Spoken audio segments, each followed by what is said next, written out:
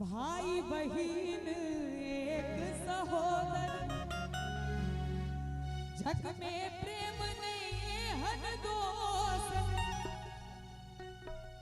जग में प्रेम नहीं हन दोसर, जूली से होत सबके नोतल भर दूतिया में, जूली से हो प्रशांतों के नोतल भर दूतिया में।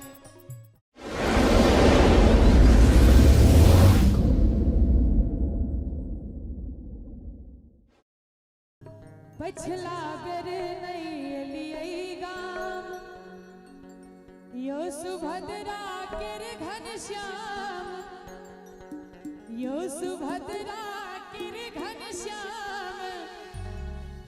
और अपना अपना बहिन के ले लेके जोरदार ताली बजबी होता। बिसर गेलिए बहिनक नाम भर दूतिया में, बिसर गेलिए बहिनक नाम भर दूतिया में।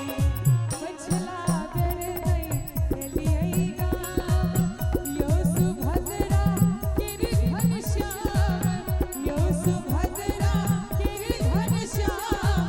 बिसर गेलिए बहिनक नाम भर दूतिया में, बिसर गेलिए बहिनक नाम भर दूतिया में।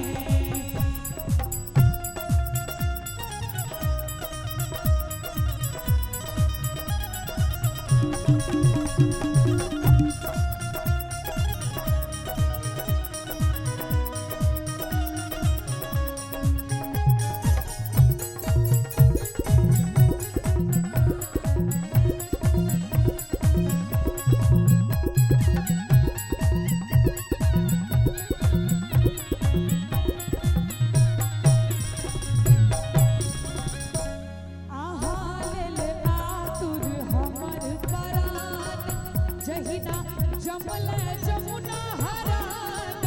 आहाल आतुर हमर परान, जहिना जमल जमुना हरान। मटकूरी में राखल सुपारी पान भर दूतिया में, मटकूरी में राखल सुपारी पान भर दूतिया में।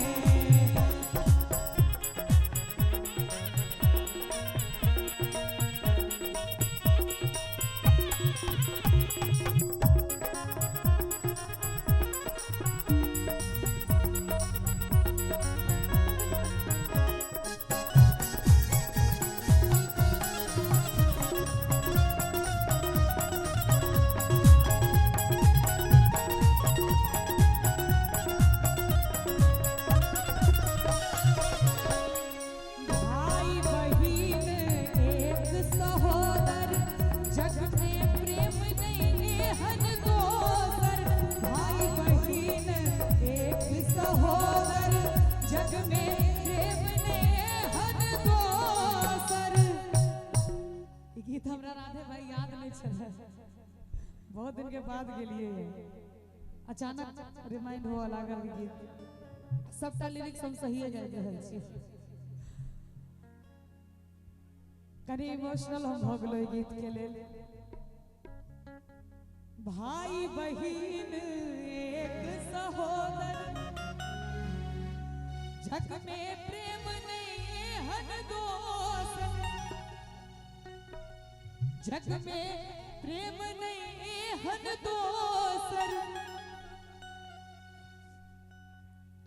जूली से होत सबके नोतल भर दूतिया में, जूली से हो प्रशांतों के नोतल भर दूतिया में। पछला बेर नहीं लिये गाम, यो सुभद्रा के रे घनश्याम, यो सुभद्रा के रे घनश्याम। बिसर गेलिए बहिनक नाम भर दूतिया